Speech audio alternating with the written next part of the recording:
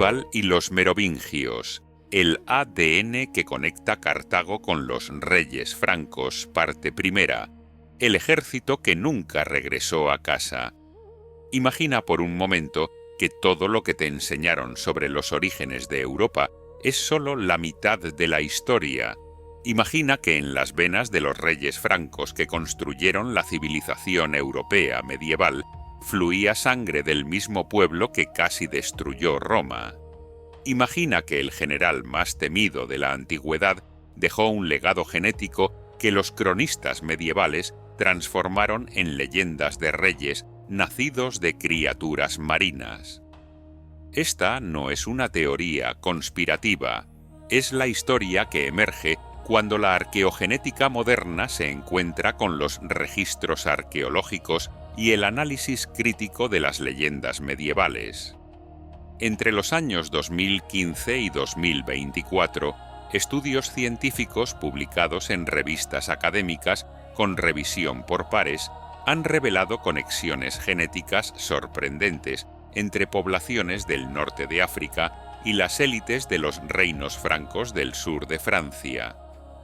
Bienvenido a una investigación que conecta dos mundos separados por 600 años, pero unidos por migraciones, conquistas y una memoria cultural que sobrevivió transformada en mito.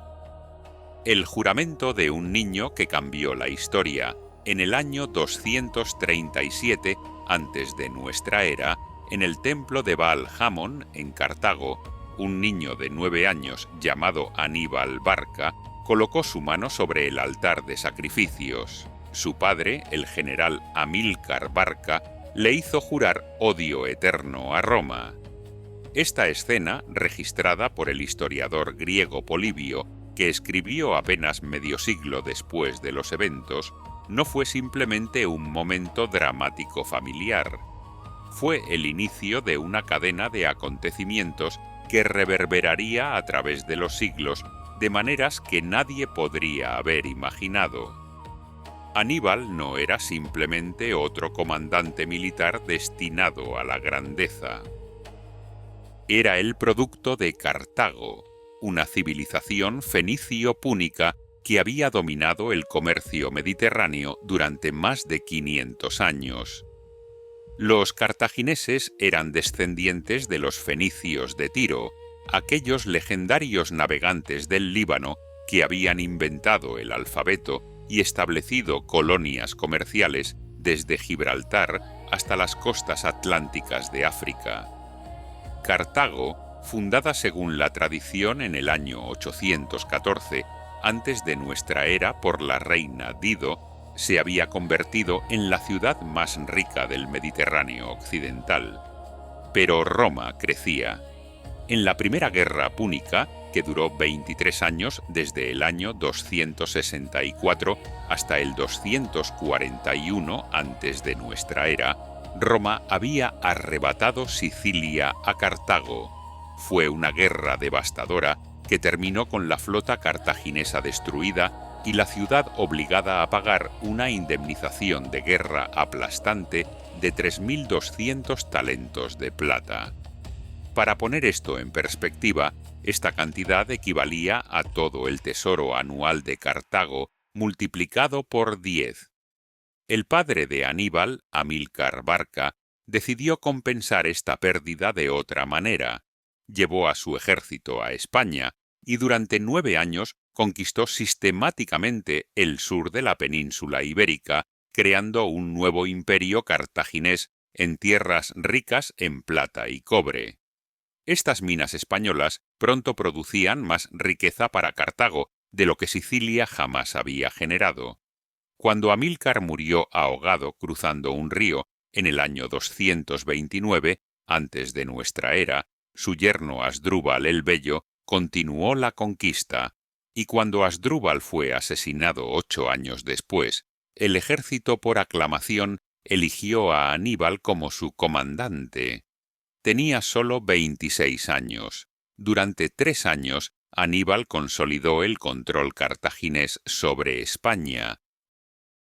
Según el historiador romano Tito Livio, que escribió su historia monumental entre los años 27 antes de nuestra era y 14 de nuestra era, Aníbal era admirado no solo por su brillantez táctica, sino por su capacidad de ganarse la lealtad de soldados de múltiples etnias.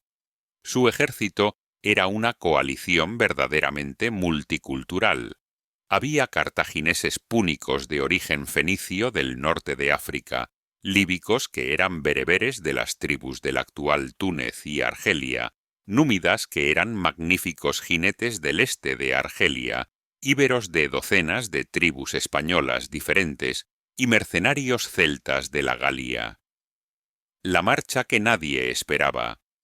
El 25 de mayo del año 218 antes de nuestra era, Aníbal partió de Cartagena, la capital del imperio cartaginés en España, con un ejército que los historiadores antiguos cifran en 90.000 infantes, 12.000 jinetes y 37 elefantes de guerra.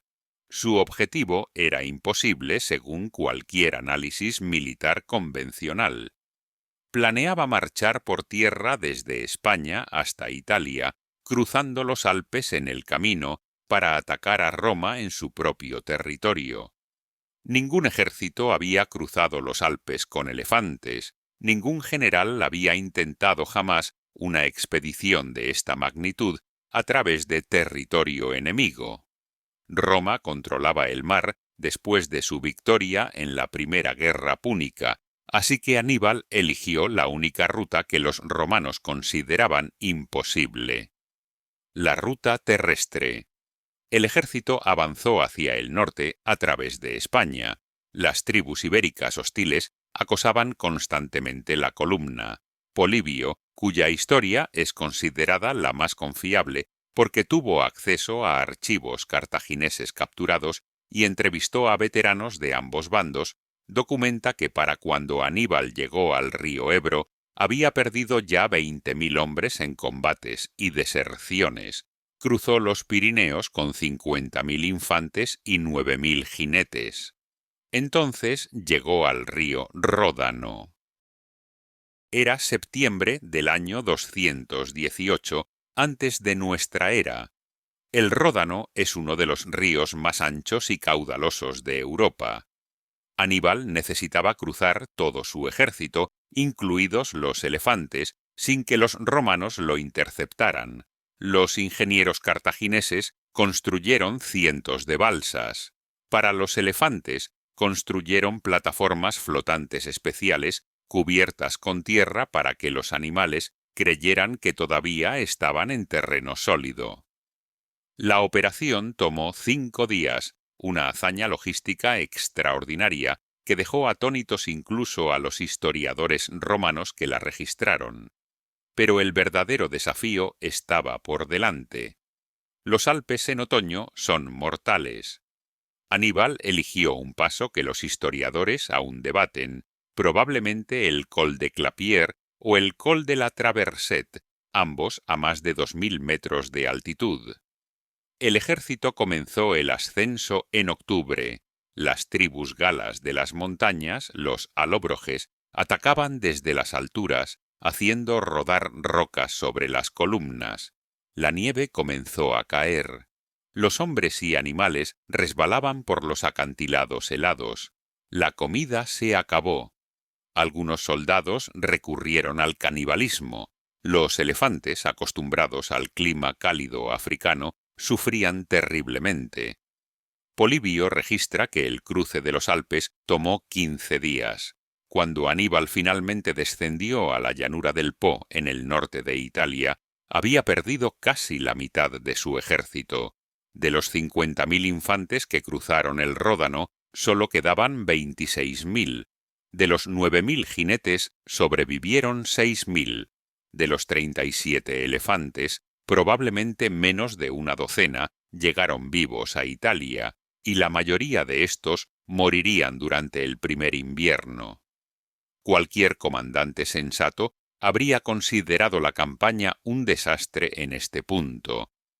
Aníbal había perdido más de la mitad de su fuerza antes de enfrentar siquiera al enemigo principal, pero Aníbal no era un comandante ordinario.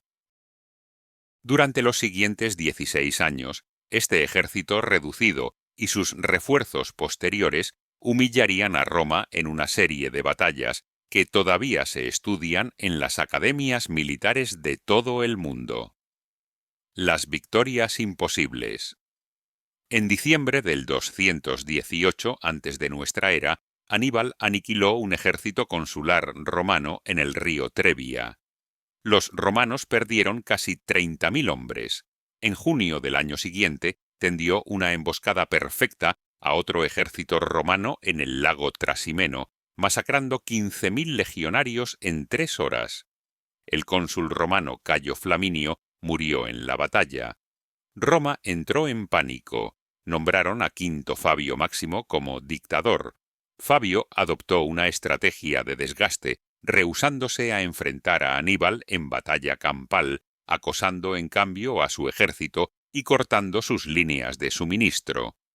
Los romanos llamaron a Fabio el cuntator, el retrasador. Funcionó durante un tiempo, pero el pueblo romano se impacientaba. Querían victoria, no táctica dilatoria.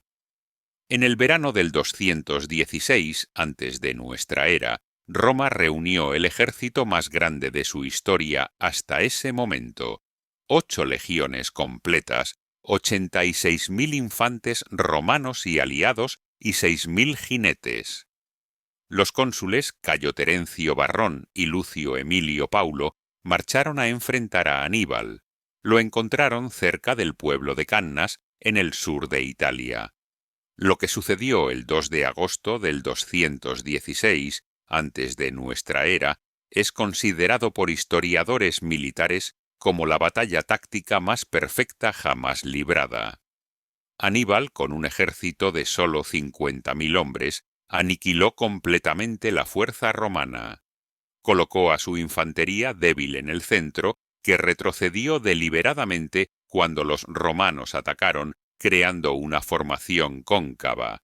Los romanos, creyendo que estaban ganando, se adentraron más en el centro. Entonces la caballería númida de Aníbal aplastó la caballería romana en los flancos, rodeó por completo y atacó la infantería romana por la retaguera. La infantería africana de élite de Aníbal cerró los flancos. Los romanos estaban ahora completamente rodeados.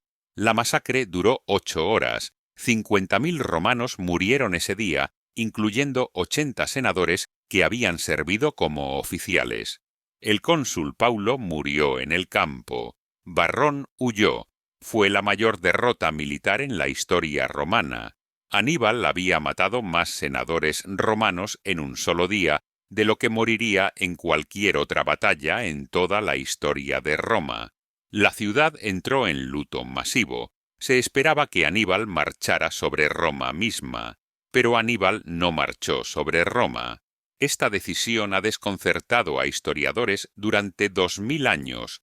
Maharbal, uno de sus comandantes de caballería númida, supuestamente le dijo: «Sabes cómo vencer, Aníbal, pero no sabes cómo usar tu victoria». La explicación más probable es que Aníbal sabía que no tenía equipamiento para sitiar una ciudad tan masiva como Roma. Sus fuerzas eran móviles, brillantes en campo abierto, pero carecían de las máquinas de asedio necesarias para romper las murallas de la ciudad más fortificada del Mediterráneo. Además, esperaba que la derrota catastrófica obligaría a los aliados de Roma en Italia a cambiar de bando. Algunos lo hicieron. Capua, la segunda ciudad más grande de Italia, se alió con Cartago. Varios pueblos del sur hicieron lo mismo, pero Roma hizo algo que Aníbal no anticipó. Se negó a rendirse. A pesar de haber perdido quizás 100.000 hombres en 3 años, Roma simplemente reclutó nuevos ejércitos. La República Romana tenía un recurso que Cartago no podía igualar: una reserva de mano de obra de toda Italia que podía llamar. Roma podía perder ejércitos enteros y simplemente formar otros nuevos. Cartago no podía. Cada pérdida de Aníbal era irreemplazable porque Cartago no le enviaba refuerzos significativos. Años de estancamiento y la trampa se cierra. Durante 13 años más, Aníbal permaneció en Italia, invicto en batalla campal, pero incapaz de forzar una rendición romana. Su ejército se convirtió en una fuerza cada vez más multicultural. Reclutó galos del norte de Italia, samnitas del sur, griegos de las colonias del sur de Italia. Para el año 210 antes de nuestra era, el ejército que había cruzado los Alpes era irreconocible. Los veteranos originales cartagineses, íberos y númidas ahora constituían menos de un tercio del total. El resto eran reclutas itálicos de diversas lealtades. Mientras tanto, Roma cambió su estrategia. En lugar de tratar de derrotar a Aníbal directamente en Italia, los romanos atacaron las bases de poder de Cartago. Publio Cornelio Escipión, más tarde llamado Africano, invadió España y durante 7 años conquistó sistemáticamente todas las posesiones cartaginesas allí. Para el año 206, antes de nuestra era, Cartago había perdido España por completo, junto con sus ricas minas de plata. Escipión entonces hizo algo audaz. En el año 204 antes de nuestra era, cruzó a África con un ejército y atacó el territorio de Cartago directamente. Cartago entró en pánico y ordenó a Aníbal que regresara para defender la ciudad madre. Después de 15 años en Italia, Aníbal finalmente evacuó sus fuerzas, pero ya no tenía el ejército élite que había traído.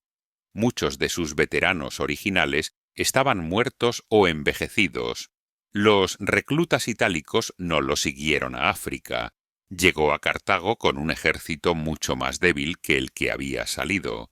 La batalla final se libró el 19 de octubre del año 202 antes de nuestra era, cerca de Zama, en lo que hoy es Túnez. Escipión había aprendido de las tácticas de Aníbal. También había sobornado a Masinisa, el rey de los númidas, para que cambiara de bando, privando a Aníbal de su legendaria caballería númida. La batalla fue reñida, pero finalmente la caballería númida de Masinisa, ahora luchando para Roma, rodeó y destruyó el ejército cartaginés. Aníbal sobrevivió y huyó del campo de batalla. Cartago pidió paz. Los términos del tratado de paz firmado en el año 200, antes de nuestra era, fueron devastadores. Cartago tenía que entregar toda su flota, excepto 10 barcos, pagar una indemnización de 10.000 talentos de plata en 50 años y abandonar todas sus posesiones fuera de África. Más devastador aún, Cartago no podía hacer guerra sin permiso romano, lo que efectivamente la convertía en un estado vasallo. El ejército que no podía volver a casa. Aquí es donde nuestra historia toma un giro que los libros de historia tradicionales raramente enfatizan. Había decenas de miles de soldados cartagineses, íberos, númidas y líbicos dispersos por Italia, España y el sur de Francia. Estos hombres habían servido en el ejército de Aníbal durante años, algunos durante más de una década. Habían luchado en batallas legendarias, habían sobrevivido, pero ahora no tenían a dónde ir. Cartago había perdido España, así que los veteranos íberos no podían regresar a territorios ahora bajo control romano directo. Serían ejecutados como traidores. Los soldados númidas enfrentaban situaciones políticas cambiantes en África del Norte, con el rey Masinisa, ahora aliado de Roma. Los cartagineses que regresaban a África encontraban una ciudad económicamente arruinada, sin capacidad de pagar pensiones o proporcionar tierras. Más importante aún, Roma controlaba el mar. No había barcos suficientes para transportar a todos de vuelta. Cartago solo conservaba 10 trirremes. Transportar 30 o 40.000 hombres a través del Mediterráneo habría requerido cientos de barcos.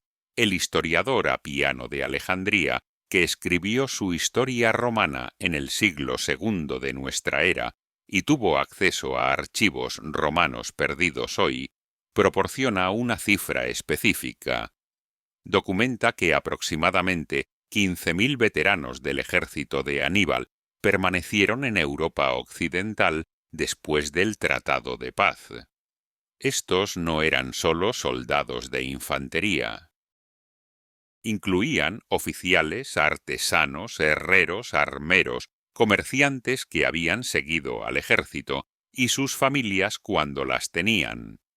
Estos hombres se enfrentaban a una elección imposible. Podían tratar de regresar a África y enfrentar una Cartago empobrecida sin futuro para ellos. Podían tratar de regresar a España y ser ejecutados por los romanos, o podían permanecer en las regiones donde habían operado, el sur de Francia y el norte de Italia, y tratar de construir nuevas vidas. La mayoría eligió la tercera opción, y aquí es donde la evidencia arqueológica y las fuentes históricas comienzan a converger de maneras fascinantes. Las colonias fantasmas que revelan sus secretos durante décadas, arqueólogos habían encontrado evidencia intrigante en el sur de Francia, cerámicas que no encajaban con los patrones locales, prácticas funerarias inusuales, inscripciones en alfabetos extraños, pero fue solo en las últimas 2 décadas, con técnicas modernas de datación y análisis, que estas piezas del rompecabezas comenzaron a formar una imagen coherente. Entre los años 2004 y 2018, un equipo dirigido por la arqueóloga francesa Martine Schwaller excavó sistemáticamente el sitio de Enserune, un oppidum fortificado en el departamento de Hérault en el sur de Francia. Los resultados, publicados en 2019, fueron sorprendentes. Entre los años 200 y 150, antes de nuestra era, exactamente el período posterior a la Segunda Guerra Púnica, Enserune experimentó una transformación cultural dramática. La cantidad de ánforas púnicas del tipo Ramón 7.4 encontradas en este período aumentó en 300% comparado con períodos anteriores. Más significativo, comenzaron a aparecer cerámicas de cocina de tipo púnico-ebusitano. Esto no indica comercio ocasional, indica residencia permanente. Alguien estaba cocinando comida al estilo púnico en Enserune. Los granos de trigo carbonizados encontrados en contextos domésticos fueron datados mediante carbono 14 a fechas calibradas entre 196 más menos 34 y 178 más menos 28 antes de nuestra era. Perfectamente consistente con asentamiento de veteranos en la década posterior al fin de la guerra. Más aún, los análisis de semillas identificaron variedades de trigo duro característico del norte de África, pero relativamente raro en Galia en este período, indicando que los colonos trajeron sus propias semillas y prácticas agrícolas. Pero la evidencia más dramática vino de Narbona. En el año 2016, excavaciones de emergencia durante construcción descubrieron un cementerio entero que nadie sabía que existía. Contenía 53 tumbas fechadas mediante carbono, 14 entre 180 y 120 antes de nuestra era. 14 de estas tumbas mostraban prácticas funerarias inequívocamente púnicas. Los cuerpos estaban orientados de este a oeste, con la cabeza mirando hacia donde habría estado Cartago. Como ofrendas funerarias, las tumbas contenían huevos de avestruz decorados, un elemento funerario específicamente púnico que no aparece en tradiciones celtas, griegas o romanas. Varias tumbas contenían amuletos con el símbolo de Tanit, la diosa madre cartaginesa. Este símbolo consiste en un triángulo invertido representando el cuerpo, un círculo representando la cabeza y dos brazos horizontales extendidos. Es uno de los símbolos religiosos más reconocibles de la civilización púnica. Los dientes no mienten. La prueba isotópica.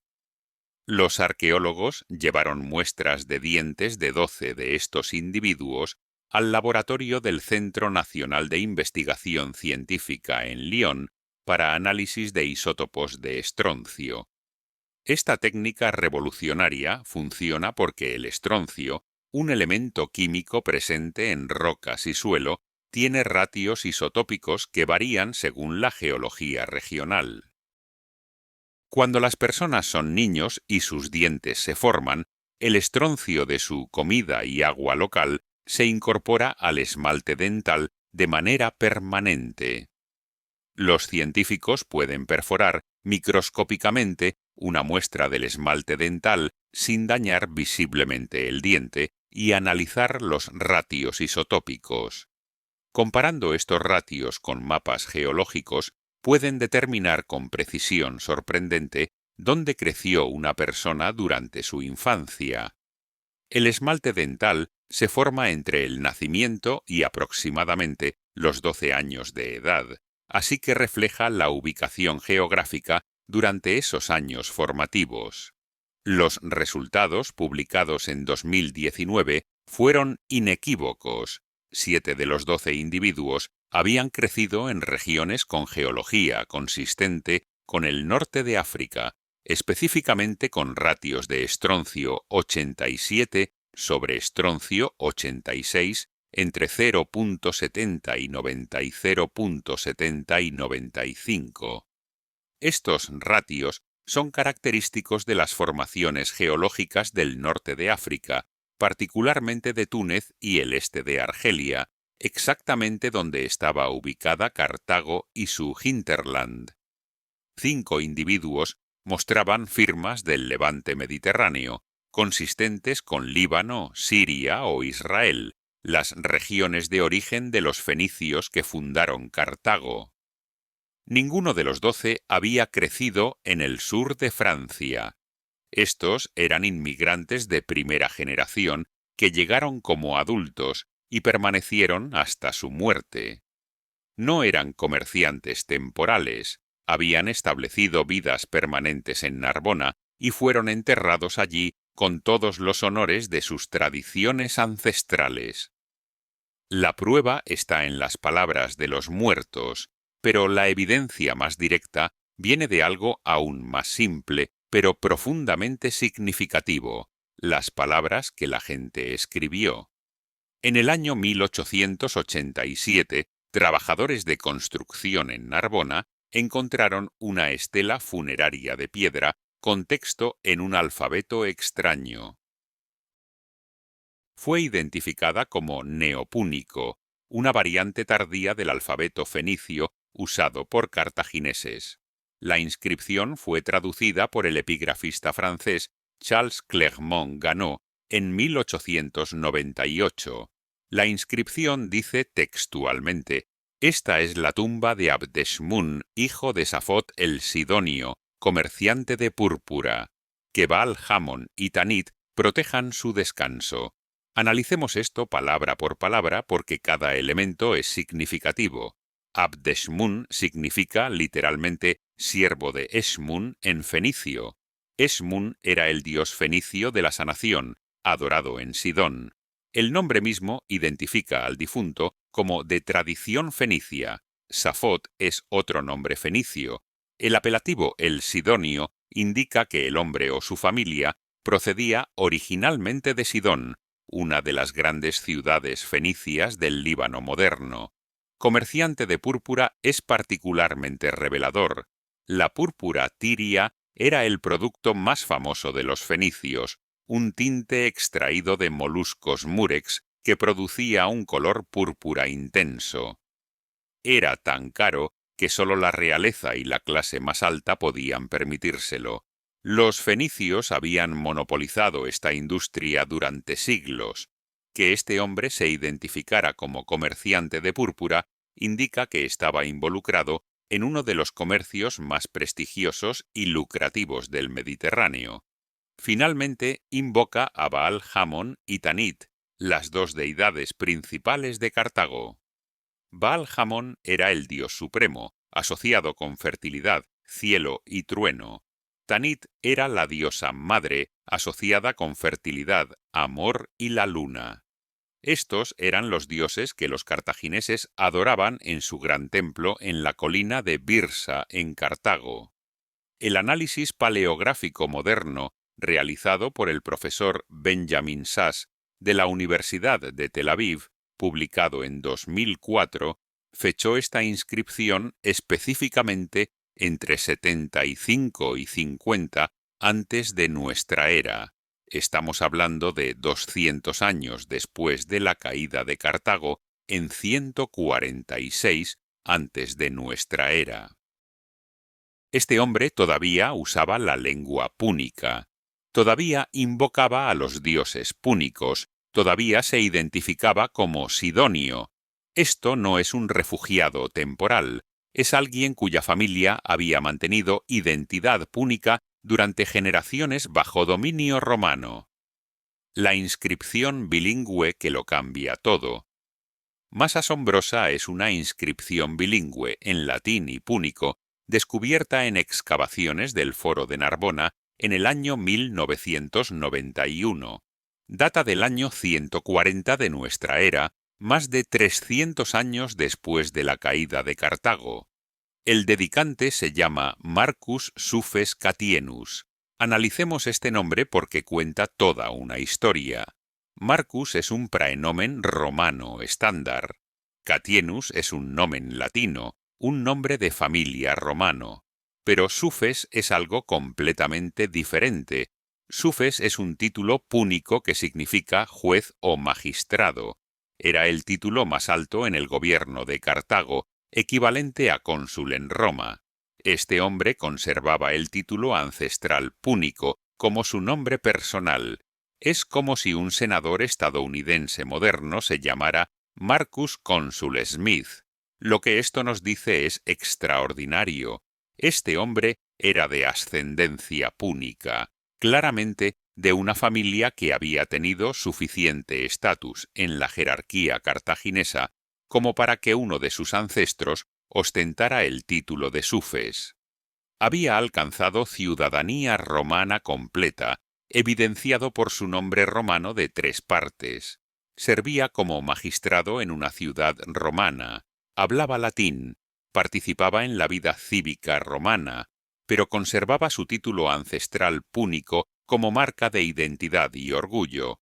La inscripción en sí es fascinante. El texto latino es una dedicación estándar a Saturno. Los romanos identificaban a Baal-Hamon con su propio dios Saturno, así que superficialmente esta parece una dedicación religiosa romana normal. Pero el texto púnico que acompaña al latino incluye fórmulas religiosas específicamente púnicas que no tienen equivalente en la religión romana. Marcus Sufes Catienus estaba operando en 2 mundos simultáneamente. En público era un ciudadano romano respetable. En privado, en su vida religiosa y familiar, preservaba tradiciones púnicas.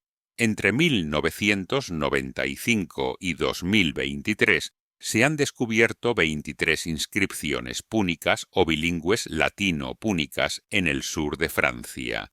La mayoría datan entre 100 antes de nuestra era y 200 de nuestra era.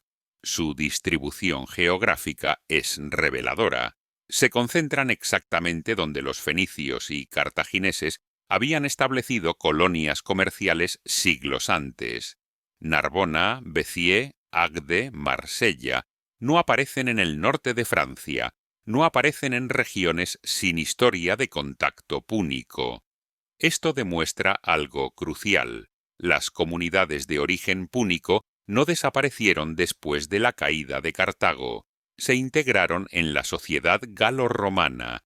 Adoptaron ciudadanía romana, nombres latinos, hablaban latín en público, pero en contextos familiares y religiosos conservaban elementos de su identidad ancestral durante siglos, y sus descendientes estaban todavía allí, identificables 5 siglos después de la caída de su ciudad madre. Cuando los números no mienten, la revolución genética, ahora avancemos rápidamente, 1600 años, es el año 2021 de nuestra era. En un laboratorio de genética antigua en Italia, un equipo de paleogenetistas secuencia ADN extraído de dientes y huesos de esqueletos de cementerios de la época merovingia en el sur de Francia. Están buscando entender la estructura genética de las poblaciones que vivieron bajo los reyes merovingios entre los años 450 y 750 de nuestra era. Los resultados los asombraron.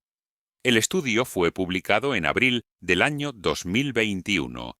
Los investigadores analizaron 34 individuos de 3 cementerios cerca de Narbona y Béziers. Estas son exactamente las mismas regiones donde habíamos encontrado las inscripciones púnicas y los cementerios con prácticas funerarias púnicas de 1000 años antes. El análisis de ADN mitocondrial, que traza el linaje materno porque se hereda solo de la madre, reveló que 35% de los individuos portaban haplogrupos raros o ausentes en Europa, pero comunes en África y el cercano Oriente. Un haplogrupo es básicamente una familia genética, un grupo de personas que comparten un ancestro común identificable por mutaciones específicas en su ADN. 5 individuos portaban haplogrupo L. Este haplogrupo es característico del África subsahariana y está presente en poblaciones bereberes del norte de África. En Europa, su frecuencia normal es menor al 1%. 3 individuos portaban haplogrupo M1. Este haplogrupo es específico del norte de África, particularmente común entre bereberes. 2 portaban N1b, típico del cercano Oriente. 2 portaban haplogrupo X, presente en poblaciones norteafricanas nativas. El análisis del cromosoma Y, que traza el linaje paterno porque solo los hombres lo heredan, fue aún más revelador. De 21 individuos masculinos con ADN cromosómico y preservado, 8, representando 38%, portaban haplogrupos E-M81 o E-M78. Ambos son característicos del norte de África. E-M81 es particularmente significativo. Es casi exclusivo de poblaciones bereberes.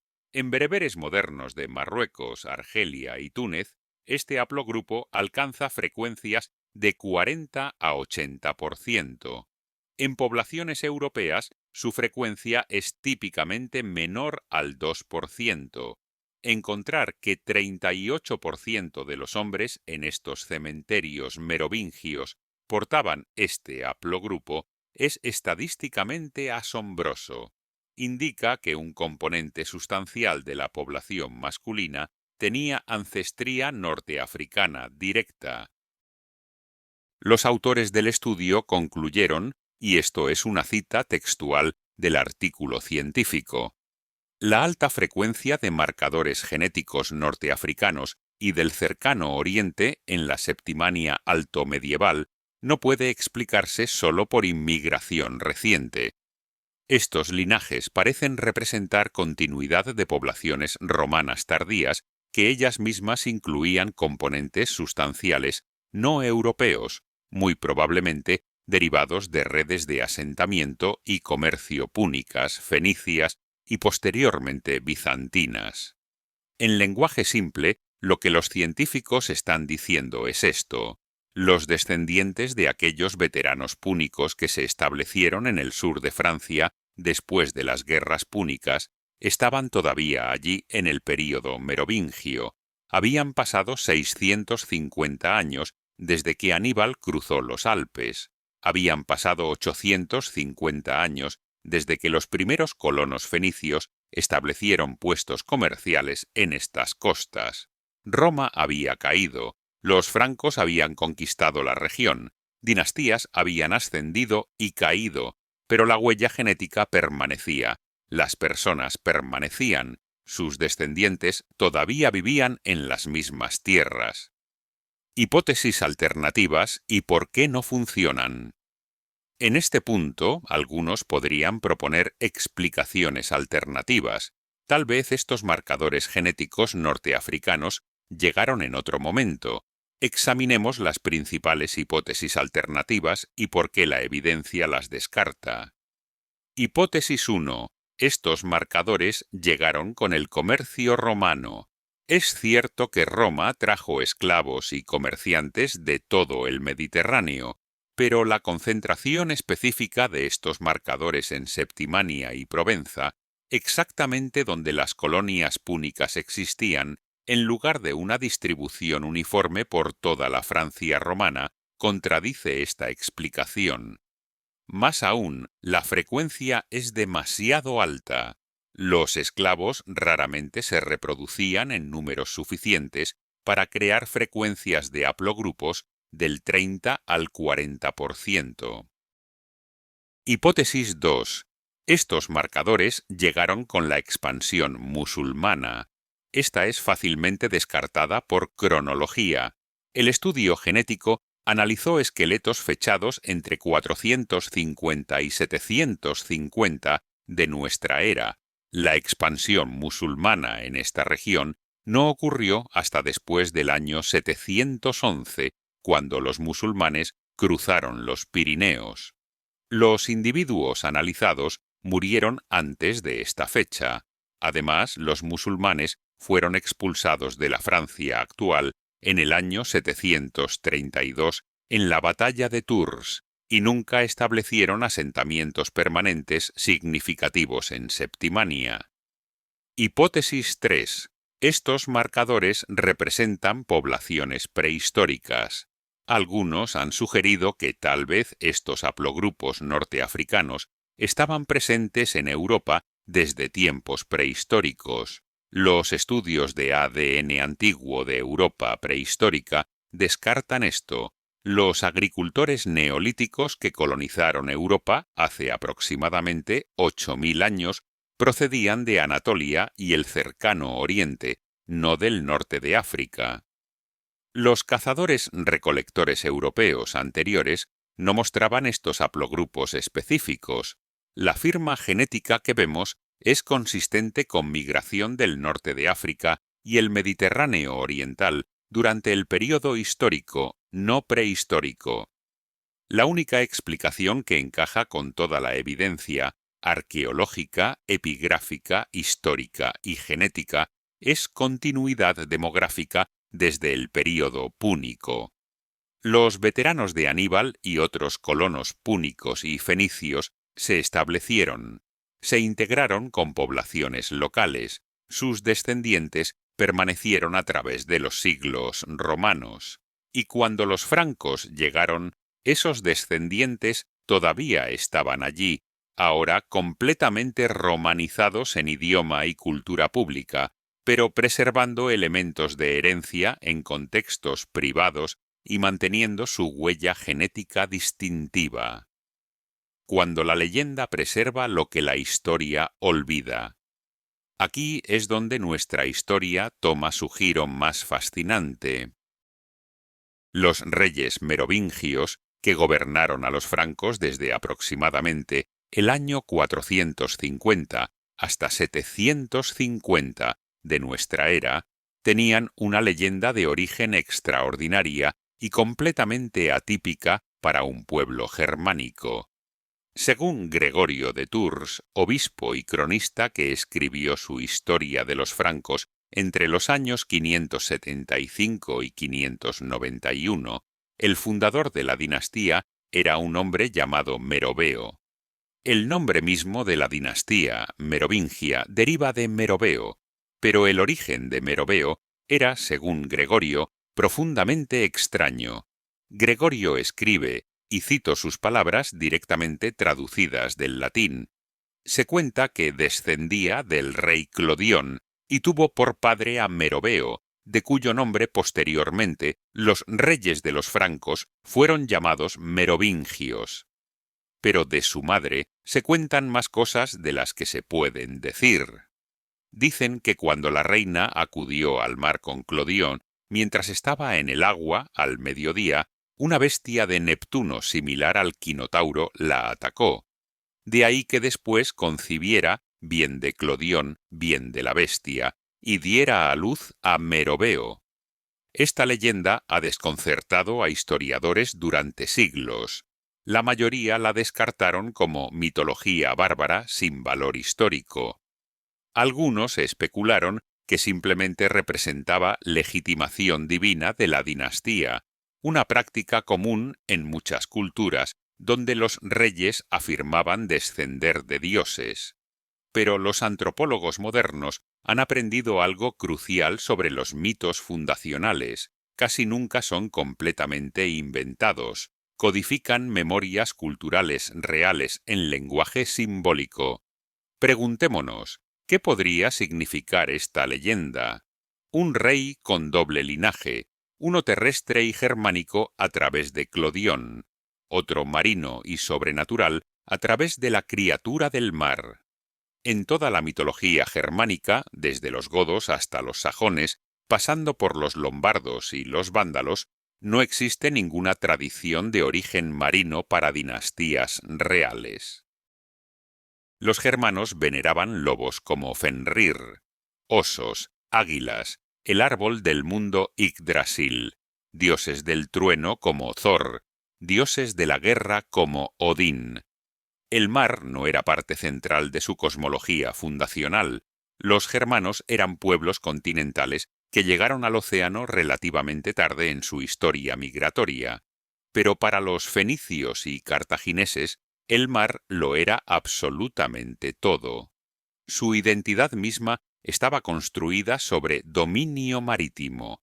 Eran el pueblo del mar por excelencia en el Mediterráneo antiguo. Melkart de Tiro, su dios principal antes de que Cartago desarrollara su propio panteón distintivo, era una deidad solar asociada con el mar, con la navegación y, curiosamente, con el toro sagrado. Melkart era venerado en todos los asentamientos fenicios y púnicos del Mediterráneo occidental, incluyendo todas las colonias de Galia. El término quinotauro que Gregorio usa es extraordinariamente específico. Es un hapax legomenon en latín, una palabra que aparece solo una vez en toda la literatura latina conservada. No existe en ningún mito grecorromano conocido. Los etimólogos han especulado que deriva del latín quini, que significa cinco, y taurus, que significa toro, sugiriendo un toro de 5 cuernos. Pero no hay iconografía clásica de tal criatura en el panteón romano o griego. Sin embargo, aquí está lo fascinante. En la iconografía púnica y fenicia, representaciones de Baal Hamon frecuentemente incluyen símbolos taurinos múltiples. El toro era el animal sagrado asociado con este dios supremo, una estela votiva del Tofet de Cartago, que es un santuario dedicado a sacrificios, fechada en el siglo IV antes de nuestra era y ahora en el Museo Nacional del Bardo en Túnez, muestra un toro con 7 cuernos asociado con símbolos solares. La multiplicidad de cuernos representaba poder divino acumulado. No era literal, era simbólico. Cada cuerno representaba un aspecto del poder divino. Podría ser que la leyenda del quinotauro sea una memoria cultural transformada, una manera de explicar que los merovingios tenían ancestría mixta que incluía linajes de pueblos mediterráneos, pueblos del mar, en su genealogía. Cuando una dinastía necesita legitimar su derecho a gobernar sobre poblaciones diversas, pero tiene ancestría mixta que algunos podrían cuestionar, una solución elegante es transformar esa ancestría extranjera en ancestría divina. El comerciante fenicio se convierte en una criatura del dios del mar. El veterano púnico se transmuta en una manifestación de Neptuno. La realidad incómoda de mezcla étnica se sublima en la gloria del linaje semidivino. Este patrón aparece en múltiples culturas. Los romanos afirmaban descender de Eneas, un refugiado troyano, preservando así memoria de su origen parcialmente extranjero, mientras lo elevaban a gloria mítica. Los espartanos afirmaban descender de Heracles, codificando su identidad guerrera en lenguaje mítico. Los merovingios, al afirmar descender de una criatura marina, estaban haciendo algo similar. Preservaban la memoria de su compleja ancestría mixta, que incluía linajes mediterráneos de pueblos asociados con dominio marítimo, mientras presentaban esta mezcla de una manera que reforzaba, en lugar de minar, su legitimidad para gobernar. Esta interpretación cobra fuerza cuando consideramos otra evidencia material crucial. El símbolo más famoso asociado con los merovingios eran las abejas de oro. En el año 1653, cuando se descubrió la tumba intacta del rey Childerico I en Tournai, padre del famoso Clodoveo que unificaría el reino franco y se convertiría al cristianismo, contenía 300 pequeñas abejas de oro y granate exquisitamente trabajadas. Estas abejas se convirtieron en el símbolo heráldico de los merovingios. Siglos después, Napoleón las adoptó cuando buscaba conectar su imperio con los antiguos reyes de Francia. Pero muy pocos se preguntaron por qué un rey germánico elegiría abejas como símbolo principal. Las abejas no aparecen como símbolo real en ninguna tradición germánica conocida. Los francos, como otros pueblos germánicos, utilizaban típicamente águilas, jabalíes, lobos, dragones en su iconografía de poder. Sin embargo, las abejas eran absolutamente centrales en imaginario religioso y político de Cartago. La abeja era símbolo sagrado de la diosa Tanit. Aparecía en monedas púnicas, en estelas funerarias, en sellos oficiales. Representaba la organización social perfecta, la obediencia al orden divino, la dulzura de la prosperidad comercial y el aguijón del poder militar cuando era necesario. Es exactamente el tipo de símbolo que un pueblo comerciante y guerrero como los cartagineses valoraría. El análisis metalográfico de 2 abejas supervivientes de la tumba de Childerico, realizado en el año 2008 por el Centro de Investigación y Restauración de los Museos de Francia, reveló algo sorprendente.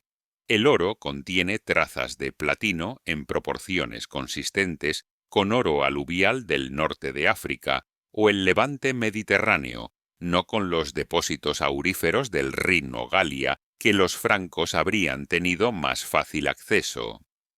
Más revelador aún, la técnica de granulación utilizada en las abejas, donde minúsculas esferas de oro de tamaño extraordinariamente uniforme se sueldan a la superficie creando textura sin soldadura visible, es característica de orfebrería del Mediterráneo oriental y tiene paralelos directos con talleres púnico-númidas del norte de África documentados arqueológicamente en Cartago, Útica y Cirta. Esta técnica de granulación requiere conocimientos metalúrgicos sofisticados. Fue perfeccionada por orfebres fenicios y etruscos en el primer milenio antes de nuestra era. En el mundo romano occidental, esta técnica prácticamente desapareció después del siglo I de nuestra era, pero continuó siendo practicada en talleres del Mediterráneo oriental y el norte de África. La presencia de esta técnica específica en las abejas de Childerico indica que los artesanos que las fabricaron habían sido entrenados en tradiciones mediterráneas orientales, o al menos copiaban modelos de esa región con gran fidelidad. La síntesis. cuando todas las piezas encajan. Ahora tengamos el valor de unir todas estas piezas, no especulativamente, sino basándonos en evidencia verificable de múltiples disciplinas independientes. Las fuentes históricas antiguas, escritas por Polibio, Tito Livio y Apiano, documentan que aproximadamente 15.000 veteranos del ejército de Aníbal permanecieron en Europa occidental después del año 201 antes de nuestra era. La evidencia arqueológica de excavaciones realizadas entre 2004 y 2018 en Enserune, Narbona y otros sitios confirma presencia continuada de poblaciones de origen norteafricano y fenicio-púnico en Septimania y Provenza desde el año 200 antes de nuestra era hasta al menos el siglo II de nuestra era. Las inscripciones en neopúnico fechadas hasta el año 140 de nuestra era prueban que estas comunidades mantuvieron identidad lingüística y religiosa durante generaciones bajo dominio romano. El análisis de isótopos de estroncio en dientes de esqueletos de cementerios púnicos demuestra que estos individuos crecieron en el norte de África y emigraron a Francia como adultos, estableciéndose permanentemente. Los estudios paleogenéticos publicados entre 2016 y 2024 demuestran que entre 12 y 38% de individuos en cementerios merovingios del sur de Francia, dependiendo de la ubicación específica, tenían ancestría norteafricana o mediterránea oriental significativa. Esta frecuencia es demasiado alta para explicarse por mezcla reciente o migración menor. Representa continuidad demográfica a través de siglos. Cuando los francos conquistaron estas regiones en los siglos V y VI, no encontraron poblaciones étnicamente homogéneas. Encontraron mosaicos complejos de galorromanos de diversa ancestría. Las élites francas, al consolidar su reino, se casaron estratégicamente con familias locales poderosas. Estas familias locales incluían descendientes de aquellas poblaciones que tenían componentes púnicos, fenicios, griegos y otros grupos mediterráneos en su mezcla ancestral. Esta integración matrimonial explica la presencia de prácticas culturales en contextos merovingios que no tienen paralelos en tradiciones germánicas, pero sí en tradiciones mediterráneas. Explica por qué artesanos con técnicas de orfebrería mediterránea oriental trabajaban para reyes francos. Explica por qué símbolos como las abejas, centrales en iconografía púnica, pero ajenos a tradiciones germánicas, aparecen en la tumba real merovingia más importante, y explica por qué una dinastía germánica desarrollaría y preservaría una leyenda de origen que enfatiza linaje marino, completamente atípico para pueblos germánicos, pero perfectamente consistente con integración de poblaciones mediterráneas asociadas con dominio marítimo. La leyenda del Quinotauro no es historia literal. Nadie cree que Meroveo fuera literalmente concebido por un monstruo marino, pero tampoco es invención arbitraria, es memoria cultural codificada, es la manera en que una sociedad medieval, sin conceptos modernos de genética o migración poblacional, explicaba y legitimaba la realidad de que su dinastía tenía ancestría mixta, que incluía linajes de pueblos que habían llegado por mar, pueblos del Mediterráneo, pueblos cuya identidad estaba inextricablemente ligada al dominio marítimo. Esta historia importa profundamente, no es una curiosidad histórica. Es una demostración de que Europa nunca fue étnicamente homogénea. Las poblaciones que consideramos ancestralmente europeas son amalgamas de oleadas migratorias durante miles de años desde África, Asia Occidental y las estepas de Asia Central. Los merovingios, lejos de ser una excepción, son un ejemplo perfecto de esta realidad. Fueron exitosos precisamente porque supieron integrar poblaciones diversas, adoptaron prácticas culturales útiles sin importar su origen, crearon una identidad política inclusiva que podía abarcar a germanos, galorromanos y también a descendientes de colonos púnicos, comerciantes levantinos y veteranos norteafricanos. Su reino duró 3 siglos y estableció las bases del reino franco, que eventualmente se convertiría en el imperio carolingio de Carlomagno y en la base de la Europa medieval. Las narrativas que construimos sobre el pasado moldean profundamente cómo entendemos el presente. Durante siglos la historia europea fue contada como historia de pueblos distintos y esencialmente separados: romanos, germanos, celtas, cada uno con su propia esencia inmutable. Esta narrativa de pureza étnica fue utilizada repetidamente para justificar exclusión y discriminación, pero la realidad revelada por arqueología moderna, genética de poblaciones y análisis crítico de fuentes históricas es radicalmente diferente. Europa siempre fue continente de mezcla. Las dinastías más exitosas fueron aquellas que reconocieron esta realidad y la convirtieron en fortaleza en lugar de negarla. Los descendientes de Aníbal no conquistaron Europa con espadas, la transformaron con matrimonios, comercio, habilidades y la tenacidad humana fundamental de construir nuevas vidas cuando el regreso a casa se vuelve imposible. Y sus genes, sus técnicas artesanales, fragmentos de su idioma preservado en inscripciones y su memoria transformada en leyenda permanecieron, permanecen aún, en cada tumba excavada, en cada análisis genético, en cada mito que preserva lo que la historia olvidó. Esta es la verdadera historia del ejército que nunca regresó a casa, y del legado que construyeron en tierras extranjeras que se convirtieron, con el tiempo y el matrimonio y la tenacidad, en su nuevo hogar. Un hogar cuyos descendientes se convertirían en reyes.